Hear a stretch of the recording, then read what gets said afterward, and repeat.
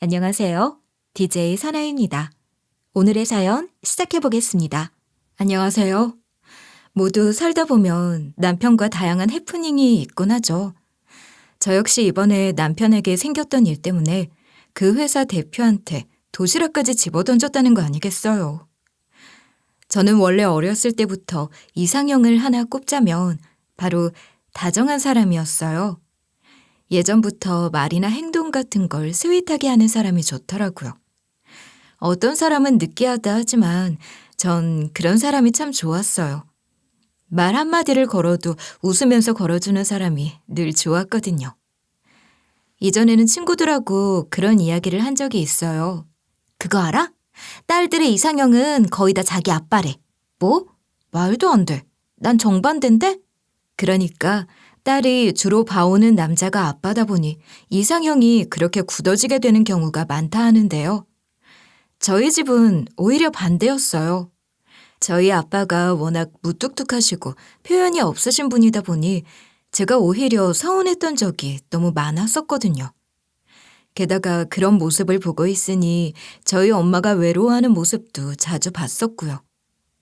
저는 부부 사이라면 그런 것보다는 좀 다정다감, 로맨틱한 걸 바랬거든요. 그래서 만나게 된다면 꼭 다정한 사람을 만나야겠다 다짐을 하고 살았었어요.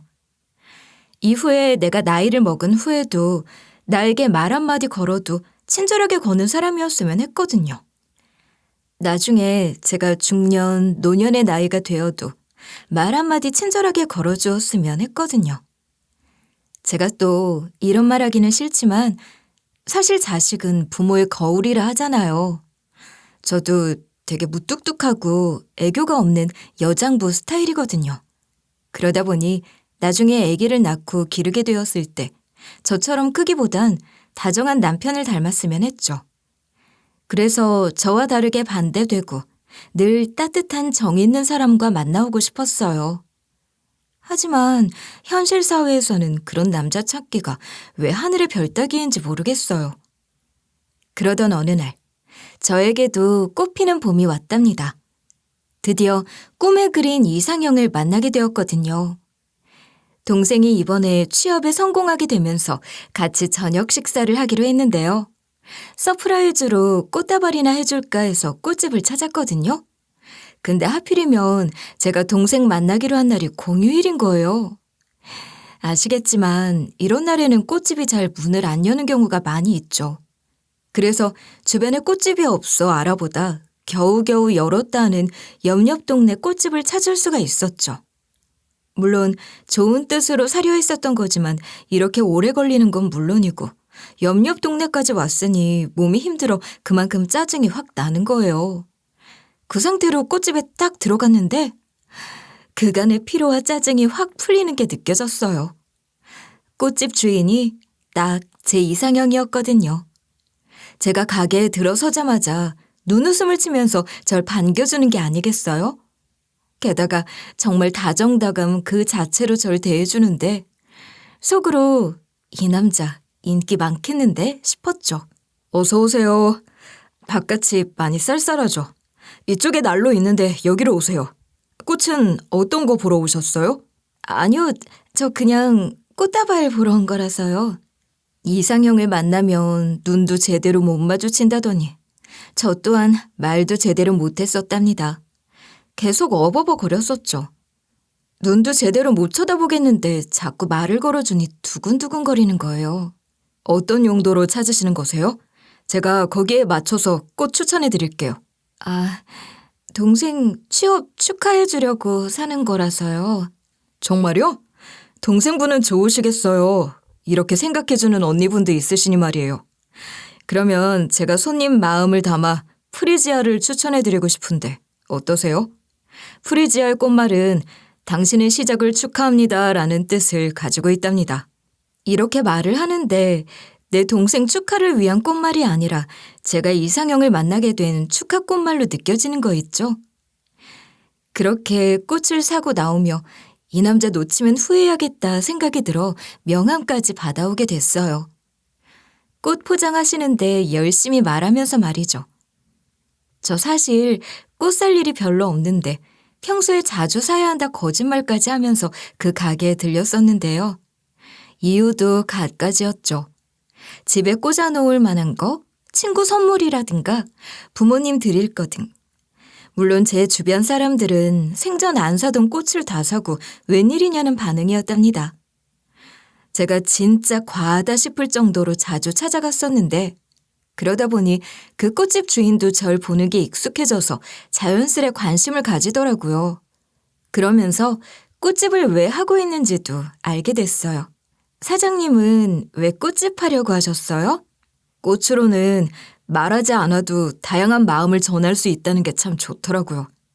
보고 있으면 기분도 좋아지고 그런 걸 다른 사람들과 같이 나누고 싶어 이 직업을 선택했어요. 라고 이야기하는데 이게 딱 내가 원하는 다정한 사람의 마인드다 싶어 그날 바로 고백했다는 거 아니겠어요. 그 사람 역시 어렴풋 제 마음을 알고 있었는지 바로 받아주었답니다. 그렇게 그 사람이 지금의 제 남편이 되었는데요. 지금의 남편에게도 항상 이야기하는 게 당신이 이렇게 다정하니까 내가 결혼할 생각을 하게 되었다는 거예요. 제가 오죽하면 지금까지도 주변 사람들이 결혼하고 싶다 하면 꼭 다정한 사람이랑 하라고 전해줄 정도니까요. 그만큼 꿈에 그린 결혼 생활을 할 수 있었는데요. 여기에 아들 하나, 딸 하나까지 내 가족이 오순도순 살 수 있게 되었어요. 문제는 결혼한 이후였어요. 남편의 꽃집이 그 이후부터는 지지부진해 오래가지 못했거든요. 제가 다닐 때만 해도 어느 정도 손님이 온다 싶었었는데 결혼한 이후에 유동 인구가 줄게 되면서 자연스럽게 꽃집으로 오는 손님 역시 발길이 끊겨버렸어요. 무엇보다 요새는 꽃집도 SNS 마케팅이 대세라 하는데요. 저희 남편 그런 거 하나 못하는 사람이라 결국에는 동네 장사만 믿고 있다 폐업으로 이어지게 되었어요. 적게 벌었으면 되는 거 아니냐 보실 수 있는데 아이 있는 가정이라면 누구나 아실 거예요. 둘 중 하나만 벌어서는 택도 없다는 거려. 외벌이 역시 맞벌이를 하는 것만큼 벌지 않으면 둘 다 벌러 나가야 하는 게 현실이죠. 꽃집을 접고 차라리 다른 직장을 알아보는 게 낫겠다 싶어 알아보는 와중 다행히 남편이 고등학교 시절 따놨었던 국가 자격증이 요긴하게 쓰였었어요. 고등학교 당시에 건축학과에 있던 남편은 그 당시에 건설 안전기사, 기계설비기사 등의 자격증이 있었거든요. 요즘 아시다시피 건설업계 페이가 그래도 좀 있는 편이잖아요. 그래서 지금이라도 경력을 쌓아놓는 게 중요하겠다 싶었어요. 그렇게 따놓은 자격증 덕분에 늦게나마 건설 관련 중소기업에 들어가게 되었답니다. 그런데 한 3년 정도 일하다 갑자기 남편이 못하겠다 하는 거 아니겠어요? 나 이직을 할까 하는데.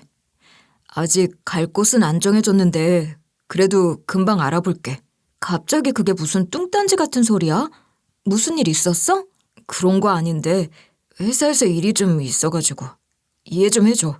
이렇게 갑작스럽게 그만둘 이유가 있다고? 도대체 무슨 일인데? 이 상황에 그만두면 안 된다는 거 알고 있는데 그래도 다른 일을 좀 해보고 싶어서. 한참 아기 자랄 땐데 고정수에 끊기면 힘들어 여보. 나도 아는데 그냥 좀 다른 일을 해보고 싶어. 지금 한창 경력 쌓을 땐데 아깝기도 하고 더 잘 생각해봐. 남편 성격이 다정하기도 하지만 거기에 같이 딸려오는 성격은 소심함이었어요. 그러다 보니 딱 단호하게 그만둔다 한 건 아니었지만 그래도 내내 그만두어야 할 것 같다는 이야기를 입에 달고 사는 거 있죠. 갈수록 수척해지는 거 보니 그렇게까지 싫은가 싶어 더 이상 내버려두면 안 되겠더라고요. 일단 퇴사하게 도와주긴 했지만 그 이후에도 찜찜한 기분은 사라지질 않는 거예요. 그래서 바로 왜 그런 선택을 하게 되었는지 물어봤었어요. 도대체 무슨 일이었는데? 그냥 그만둔 건 아니었을 거잖아. 무슨 일 있었어? 그런 거 아니야. 별일 없었어. 신경 안 써도 돼. 아니야. 절대 별일 없는 모습이 아닌데. 말 좀 해봐. 이제 그만뒀잖아. 그냥 회사 사람들하고 트러블이 좀 있어서. 아무튼 이제 괜찮아. 이러면서 처음에는 자세하게 말을 안 하는 거예요. 하지만 남편 성격상 이 정도면 정말 큰일이 있던 거다 싶어 끝까지 추궁하니 알게 된 사실. 전 진짜 듣고 뒤로 넘어가는 줄 알았어요. 시대가 어느 때인데 회사에서 남편을 아주 못살게 굴었더라고요. 건설업계라는 게 원래 남자가 정말 많은 직종이잖아요. 게다가 현장에는 나이가 좀 있으신 분이 많이 계시는 편이고요. 그렇다 보니 약간 군대 같은 느낌이 강하게 나는 곳이었대요. 그중에서도 저희 남편은 관리직에 있었는데 나이가 어리다 보니 현장 직업에 있으신 분들이 남편을 좀 많이 무시했던 모양이에요. 네가 뭘 알겠냐는 둥, 초보인 것 같은데 자기가 하라는 대로 하라는 둥, 그러는 일이 왕왕 있었다 하는데요. 남편이 워낙 착하다 보니 싸우고 싶지 않아 그런 말과 행동에도 그냥 하하 웃으면서 넘겼었던 거죠. 절대 그러면 안 됐는데 말이에요. 아무튼 그게 시초가 되어 결국 나중엔 괜히 툭툭 치기도 하고 건축자재 옮기고 있으면 일부러 치고 왜 거기 있었냐며 시비를 걸기도 했다는데요. 남자가 많은 곳이라 원래 이런가 보다 싶어 남편은 꾹 참고 일하고 있는 중이었다 해요. 그러다 사건이 터졌는데 회사 팀장님이 화가 잔뜩 나서 이건 누가 했냐 고래고래 소리를 지르셨다 하는데요. 이거 뭐야? 누가 이렇게 지시했어? 담당자 누구야 여기? 보니까 남편 담당 구역이었는데요. 그러니까 도면 설계대로 했어야 하는데 사이즈나 결과물이 조금 다르게 나왔다 해요. 그대로 했었어야 하는데 제가 앞에 이야기했듯 현장 직업에 있는 분들이 다 자기 멋대로 하신다 했잖아요. 남편이 담당자니까 만만하게 보고 자기들이 하는 방법이 맞다면서 조금 다르게 디자인을 넣었다 해요. 더 이상 트러블 갖기도 싫었고 그렇게 하는 게 무조건 맞다고 경력 운운하며 우겨대기만 하니 저게 정말 관리인가 싶어 일단 말씀에 따라보겠다 하며 넘기게 된 거죠. 초반에 뼈대만 나온 상태고 조금 더 진행이 되면 중간 보고를 드리려 했다는데 그 사이에 회사 팀장님이 알게 되신 거예요. 근데 문제가 그게 아니었어요. 그 현장 작업자들이 싹 다 우리 남편 탓을 했거든요. 저 관리직이 그렇게 시켰다 하면서요. 남편도 물론 억울하다, 아니다, 그런 적 없다 이야기했지만 그 작업자들이 하나같이 입을 모아 전부 남편에게 뒤집어 씌웠어요. 이미 남편이 입사하기 전부터 자기들끼리 똘똘 뭉친 다수에게 이길 리가 없잖아요. 당연히 남편이 모두 독박을 쓰게 되었죠. 그 후에 팀장한테 된통 깨질 뿐 아니라 현장 담당자들도 나 몰라라 하는 모습을 보이니 더 이상은 못 참겠다 싶어 그만두게 된 거였어요. 진작에 말하지. 난 이런 정도인지 몰랐어. 더 일찍 그만둬야 했던 거였네. 아니야. 내가 처음부터 말을 제대로 했었어야 하는데 일이 이렇게 될 줄은 몰랐어. 아무튼 이렇게 벌려놓고 퇴사하겠다 하니까 회사 입장에서도 마음에 안 들었나 봐. 이직이 쉽지 않을 것 같아. 여보, 미안해. 괜찮아. 설마 다닐 만한 회사가 여기에만 있겠어? 너무 애쓰지 마. 뭐 그런 곳이 다 있대. 좋지 않게 그만두게 되었다 보니까 남편은 역시 다시 취직하기가 몹시 어려워지게 되었어요. 건설업계는 원래 그 바닥이 좁다 하잖아요. 그러니까 소문이 안 좋게 난 듯 싶었죠. 비슷한 분야에서 다른 일을 하려고 해도 마냥 쉽지 않았었어요. 계속해 일 없이 지내는 날이 많아지다 보니 결국 남편도 갈수록 수척해질 수밖에 없었는데요. 그래서 전 더더욱 남편이 좋아하는 거 더 많이 해먹이면서 내조도 열심히 해왔답니다. 그렇게 면접만 한 10번 넘게 보고 나서야 드디어 붙게 되었어요. 여보, 나 붙었대. 바로 월요일부터 나오라고 하시네. 정말? 너무 잘됐다. 자기 맨날 그렇게 고생하니 마음이 안 좋았는데. 여기에선 꼭 뭐든 잘 될 거야. 여태 혼자 돈 버느라 고생했어. 미안해, 정말로. 나 여기선 좀 더 잘해볼게. 그래. 남편 덕 좀 보자, 이제. 다니다 보니 남편은 그래도 전에 있던 직장보다는 더 낫다 하더라고요. 소기업에 가까운 중소기업이었거든요. 남편이 여태 못 벌었던 시간이 있어 그 기간을 메꾸기 위해 나름대로 열심히 회사에 다니게 되었어요. 야근도 도맡아 할 정도였거든요. 그렇게 집에 있는 시간보다도 회사에 있는 시간이 더 많은 거 보니 승진도 금방 하겠다 싶었거든요. 아니나 다를까. 확실히 기업이 작은 편이다 보니 5년 만에 벌써 팀장까지 달 수가 있게 되었어요. 우리 가족은 당연히 너나 할 것 없이 좋아했었죠. 남편이자 아빠가 이렇게 이직에 성공하고 게다가 승진까지 금방 할 수가 있었으니 말이에요. 근데 하루는 회식을 하고 나서 취한 상태로 임원 2명을 집에 데리고 오더라고요. 원래도 회사가 약간 회식을 잦게 하는 분위기였는데 지금까지 딱히 데려오고 이런 게 없었으니 어리둥절했죠.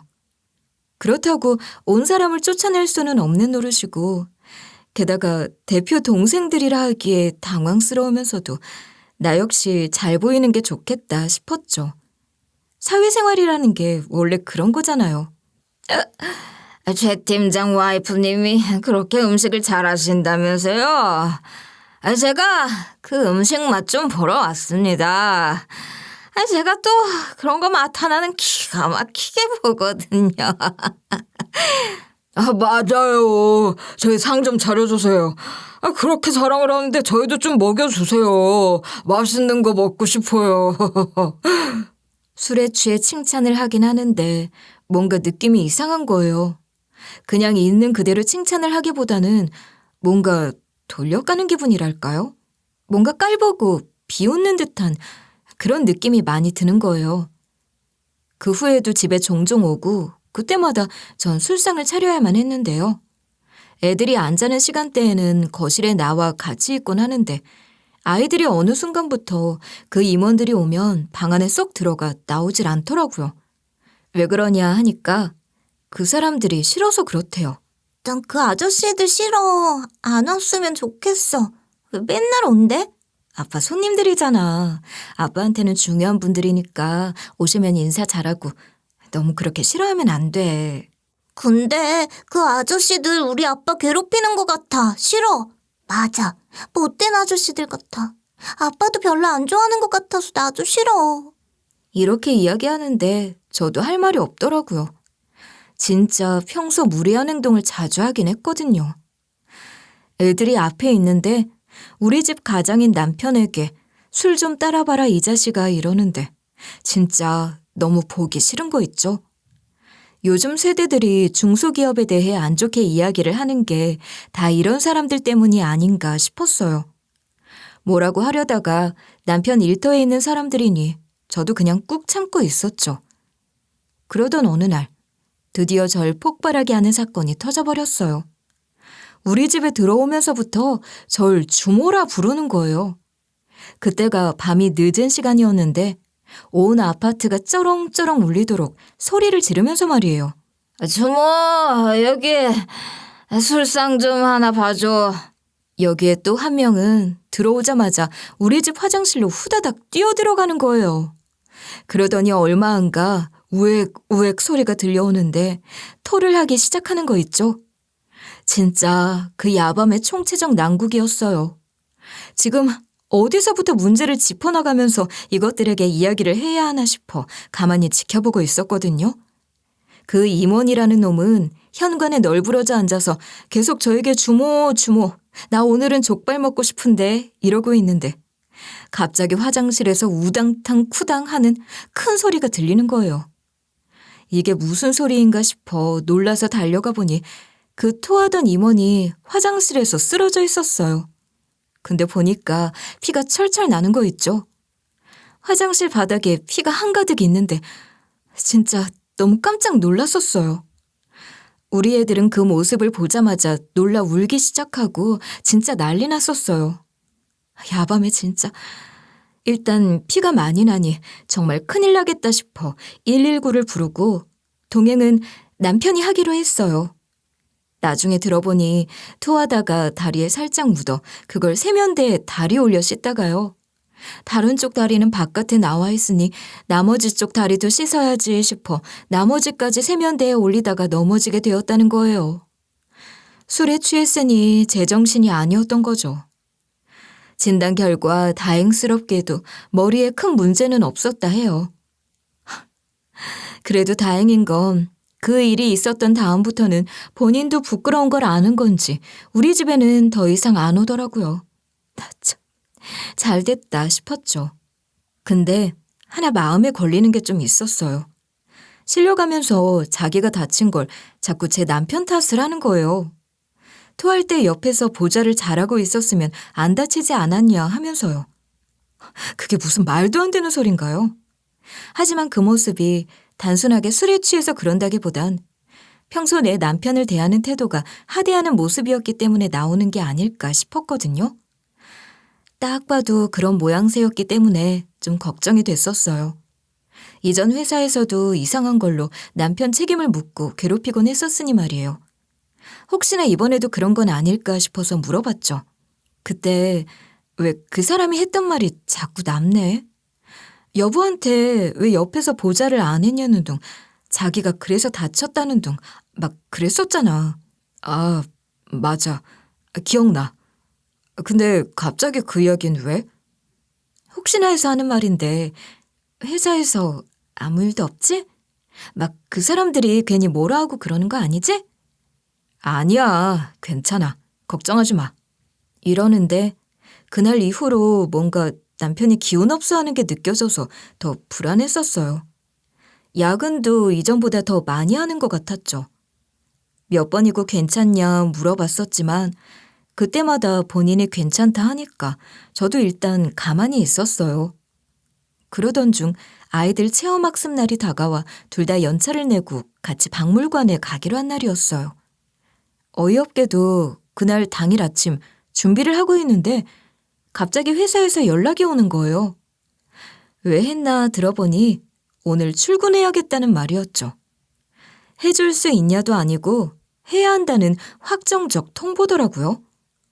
미리 쓴 연차인데 이래도 되는 거냐 하니까 남편이 오히려 더 난감해 하더라고요.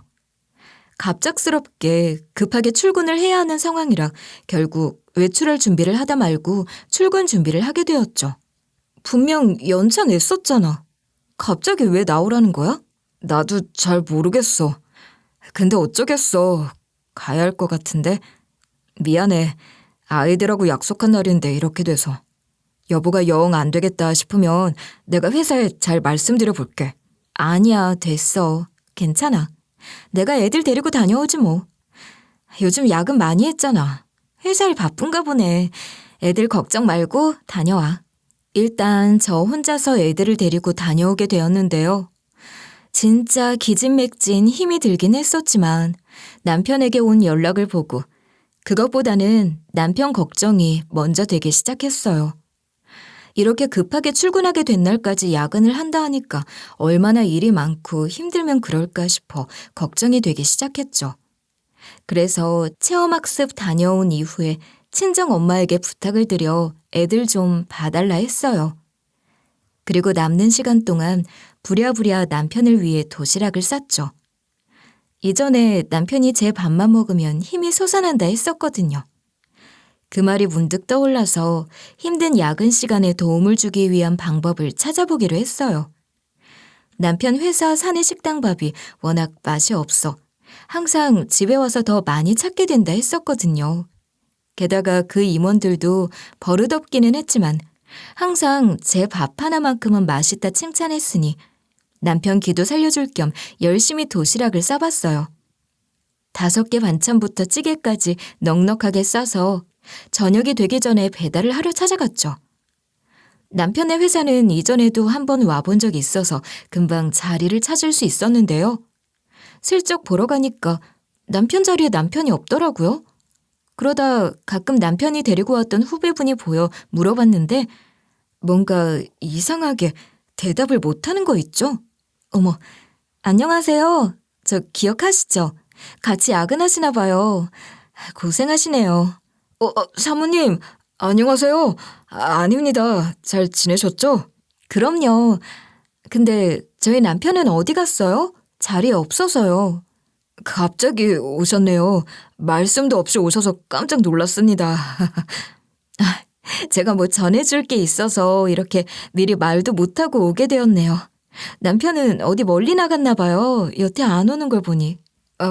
그게 금방 오실 거예요. 어디 가셨는지 저도 잘 몰라서요. 그럼 올 때까지 계속 기다려야 하나? 아까부터 핸드폰 전화도 안 받더라고요. 책상에 놓고 가서 그런가? 기다리셔도, 저 주시면 제가 드릴게요. 아니요, 제가 직접 주고 싶어서요. 그럼 제가 여기서 기다리죠 뭐. 계속 제 말에 눈도 못 마주치고 동문서답 다른 말만 하는 거예요. 왜 이렇게 눈치를 보나 싶었는데 우물쭈물하다 갑자기 남편이 화장실에 있다는 이야기를 해줬어요. 그럼 그냥 화장실에 갔다고만 말하면 되는 걸 왜 이렇게 망설이나 싶었죠. 대답을 안 하는 게 뭔가 이상하고 수상하다 싶었었는데 제가 심각한 표정으로 있자 안 되겠다 싶었는지 저를 남편이 있는 화장실로 데려다 주더라고요. 가는 길에도 내내 이래도 되나 하며 혼잣말을 하길래 왜 저러나 했거든요. 그러다 마주한 모습에 너무 기가 막혔어요. 자기야, 여기서 뭐해?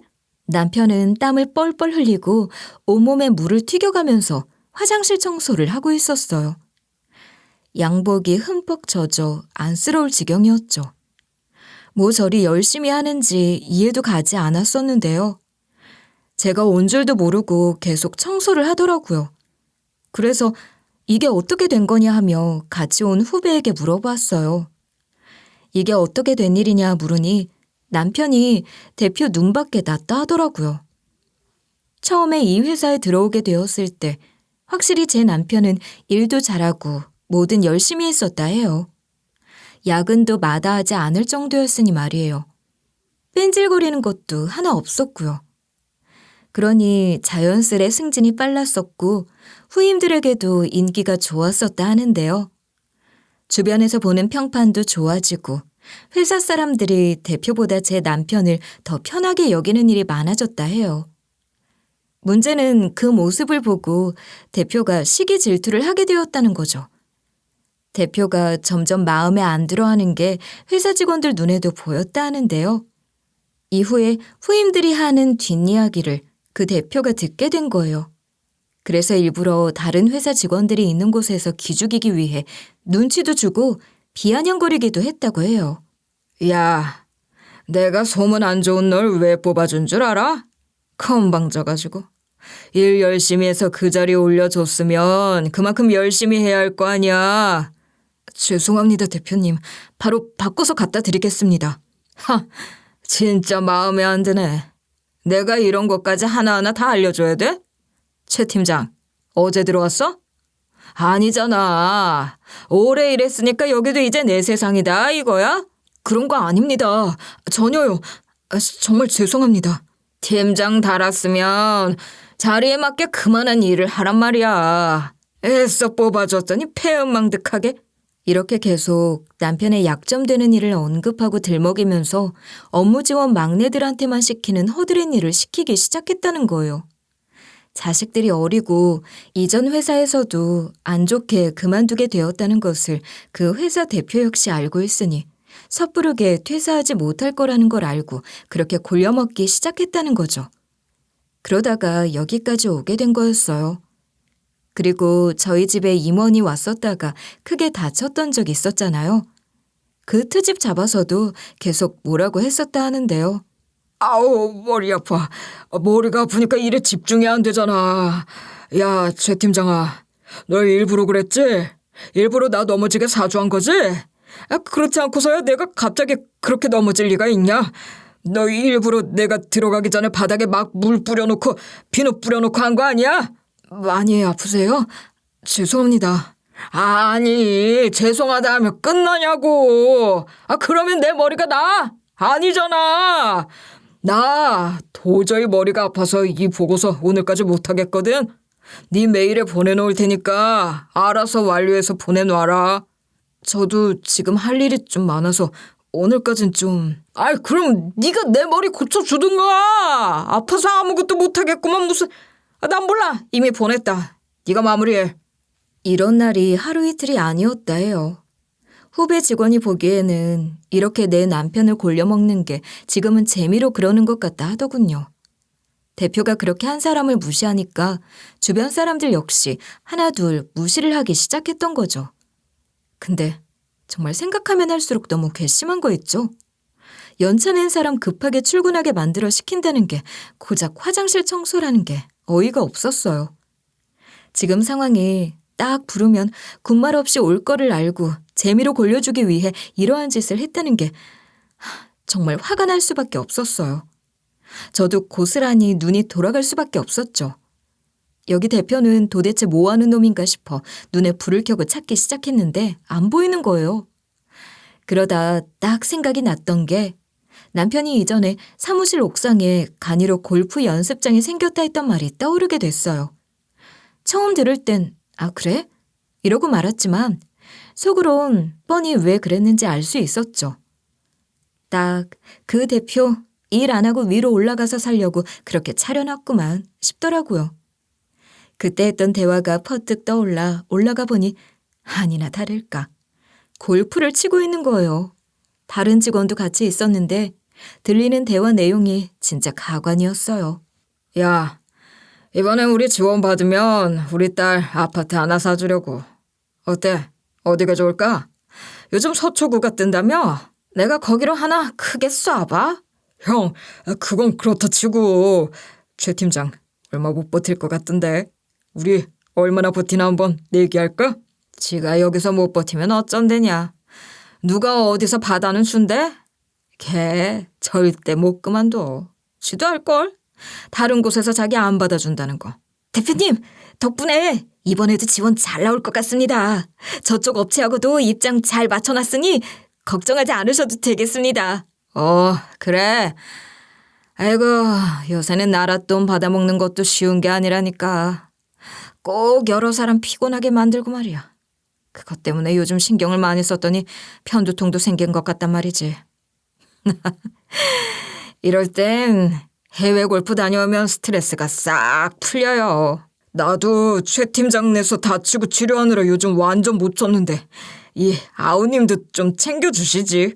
너도 임마 적당히 해야지. 아무리 최 팀장 놀려먹는 게 재미있어도 그렇지. 그건 좀 심하더라. 근데 좀 웃겨. 그 얘기할 때마다 최 팀장 빌빌대는 거 보면. 다 됐고 이참에 다 같이 나랏돈으로 바람이나 좀 쐬고 오면서 최 팀장한테 휴가라도 좀 주자고. 조 과장, 자네도 같이 가. 비행기 한번 타야지. 나랑 일하면서 한 번도 못 타봤지? 원래 나랑 일하면 그런 거 기본이야. 저 말입니까? 감사합니다, 대표님. 그래. 자네가 귀찮은 거 싹 다 처리해줘가지고 그래도 내가 그걸로 나라 지원 넉넉하게 받을 수 있게 된 거 아닌가? 내가 이런 건 또 잊지 않고 아주 잘 챙겨요. 대신에 어디서 입 잘못 늘리면 안 된다. 아주 큰일 나는 거야.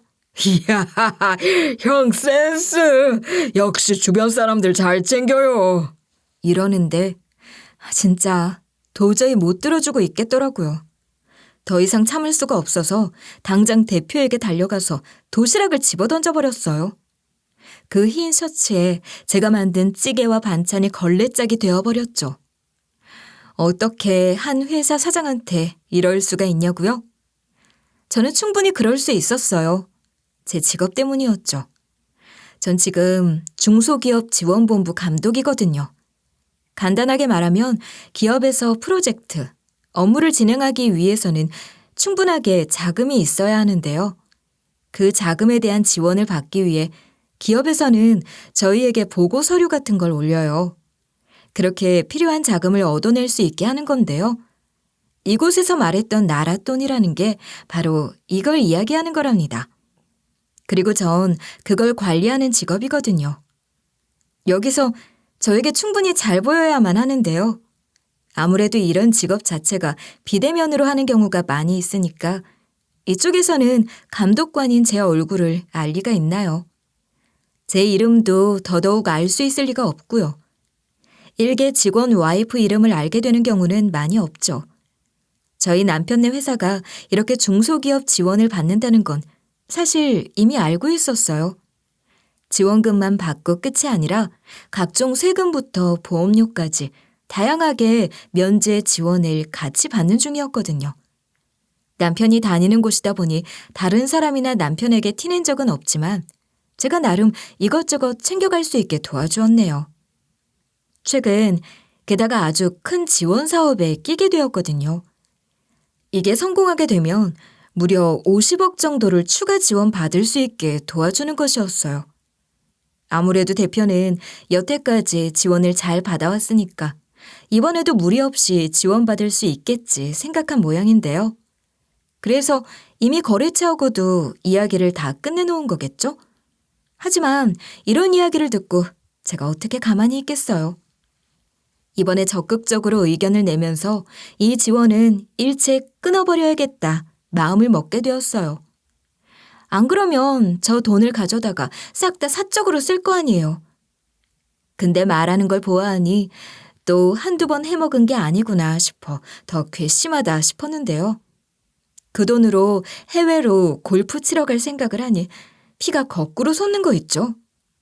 안 그래도 올라가기 전에 대표가 어떤 식으로 나올지 몰라 핸드폰 녹음기를 켜고 올라가고 있었거든요.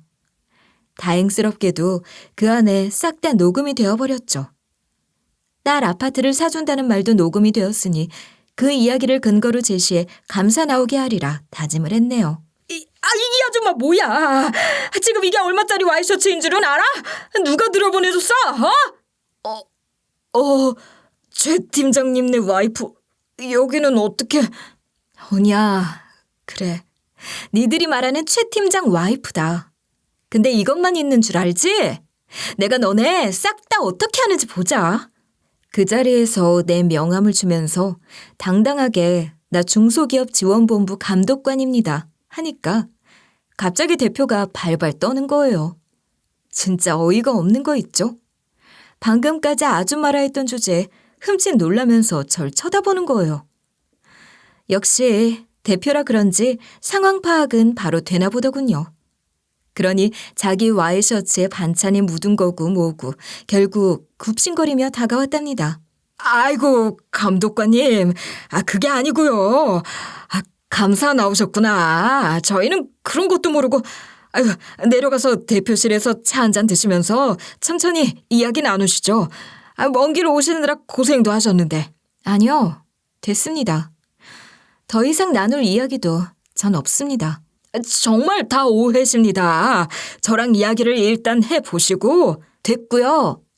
더 이상 부당하게 일 시키는 직원 여기에 내버려 둘 수가 없네요. 제가 데리고 가겠습니다. 이러고 저는 자리를 떠버렸어요. 대표가 쩔쩔매면서 옆에서 어쩔 줄 몰라 하는데 그냥 무시하고 가고 있는데 그 상황을 지켜보고 있던 후배가 어디 갔나 했더니 우리 남편을 불러왔더라고요. 당황하면서 여보 이러고 있는데 손에 빨간 고무장갑을 끼고 있는 걸 보니 눈물이 핑 도는 거예요. 그 자리에서 울 뻔했지 뭐예요. 그거 꾹 참으면서 남편에게 짐 챙기라고 나가자고 하고 회사에서 나왔어요. 대표가 내내 자꾸 뒤에서 쫓아오면서 뭐라 하는데 어처구니가 없는 거 있죠. 그래서 마지막에 뒤돌아보고 한마디 해줬네요. 똑바로 기다리고 계세요.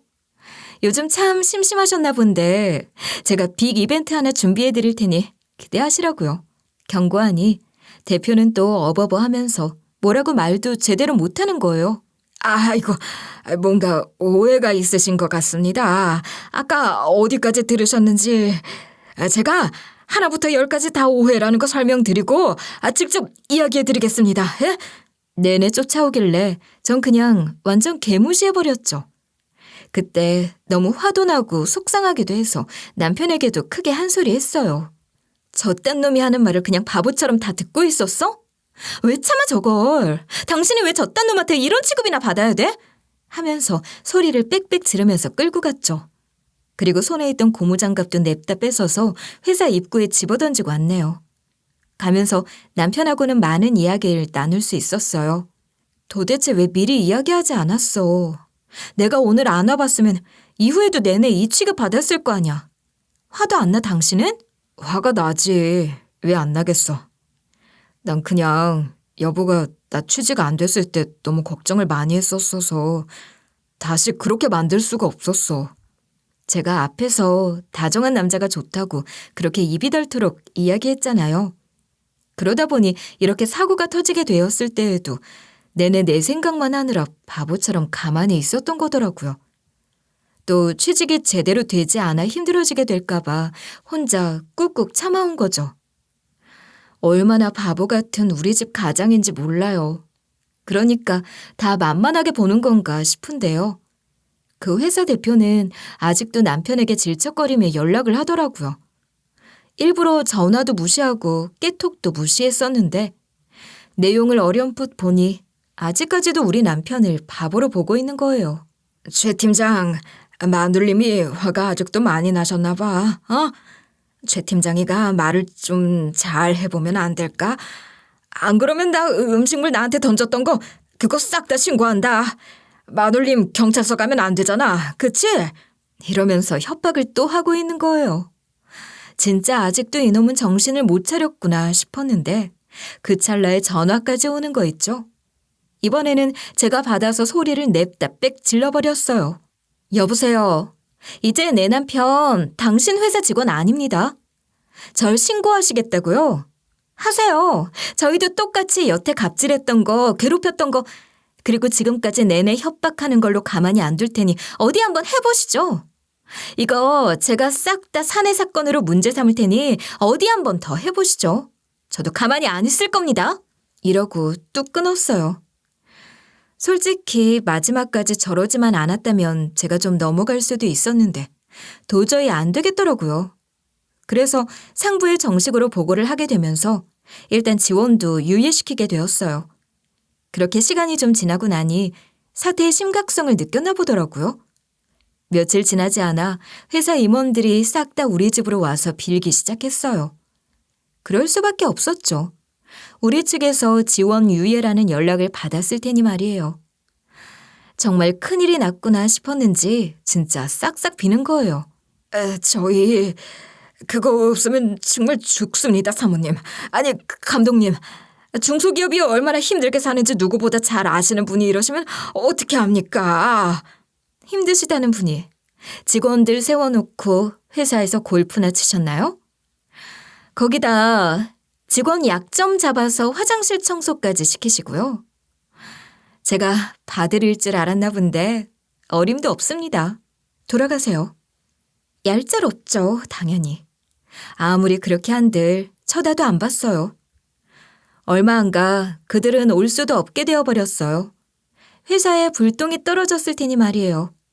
곧 감사도 들어가게 되었는데 그러면서 아주 탈탈 털리게 되어버렸거든요.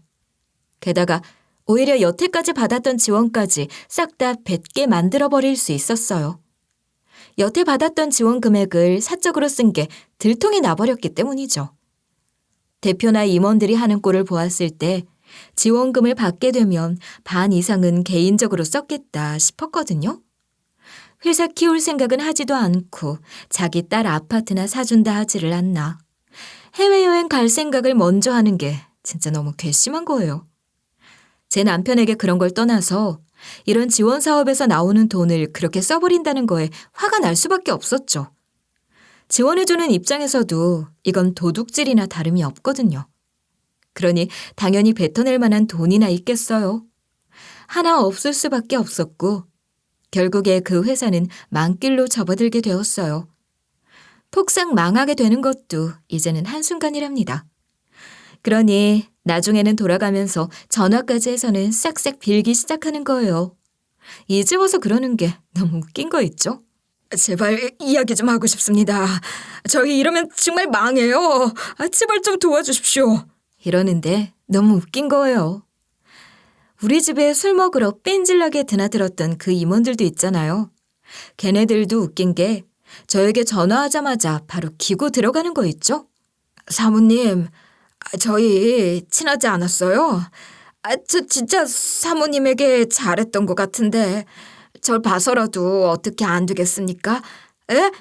제발 도와주세요. 예정을 생각해서라도 다시 생각해 주세요. 제발 저희 좀 살려주십시오. 제가 그때 그랬던 건 다 장난이었는데 최 팀장이 기분 나빠다 하면 모두 사과하겠습니다. 제가 이렇게 부탁 좀 드립니다. 하는데 너무 화가 나는 거예요. 그래서 저도 더 이상 참지 않기로 했죠. 사모는 무슨 얼어 죽을 사모야. 날 주모 취급한 건 기억이 안 나나 봐. 아닙니다. 전 너무 친해서 장난을 친다는 게 그만 그렇게 선 넘는지 다시는 하지 않겠습니다. 아니, 나 이대로는 가만히 못 넘어가. 당신들 싹 다 망해야 돼. 알아? 감히 내 남편을 욕보여? 여기에는 차마 쓸 수 없을 만큼 심한 욕도 많이 하고 그렇게 욕 한 사발 해주고 나서는 경찰에게 따로 연락도 해놨어요. 가까이 오지 못하도록 말이에요. 내 남편에게 그렇게 몹쓸 짓을 하지 않았다면 사실 저도 못 모르고 넘어가게 되었을지 몰라요. 하지만 이게 다 지들이 마음을 나쁘게 썼기 때문에 다시 돌아온 게 아닌가 하거든요. 남편은 당분간 애들하고 집에서 놀아주면서 시간을 보내기로 했어요. 집에 돌아오게 되면 아빠가 있다는 게 아이들에게도 정서적으로 좋은지 내내 그 이야기를 하더라고요. 아빠가 집에 있어 너무 좋다고 하면 말이에요. 저 역시 그런 모습을 보니까 남편이 조금 쉬어가는 타임을 가지는 게 좋겠다는 판단을 하게 됐어요. 주말에는 애들하고 나중에 같이 못 가봤던 캠핑도 가보려 하는데요. 그 회사는 지원이 잘린 이후에도 계속 내내 신청을 했었는데 제가 눈길도 주지 않았었어요. 제가 감독직에 있다 보니까 다른 직원 역시 다들 거기랑은 더 이상 안 되겠다 싶었는지 같이 지원 사업에서 계속 떨곤 했었거든요. 그러더니 결국 소리 소문 없이 사라지게 되었죠. 저는 속으로 쌤통이다 싶었죠. 그렇게 지원받아 운영이 되는 곳이었다면 애초에 회사 경영에 문제가 있다는 거니까 애초에 하지 말지 싶더라고요. 무리해서 했던 거겠죠. 남편의 일은 제가 곰곰이 생각하다가 제가 몰래 모으고 있던 적금을 깨기로 했어요. 다시 꽃집을 해보면 어떨까? 나 처음 봤을 때처럼. 그럴 돈이 어딨어 우리한테. 나 괜찮아.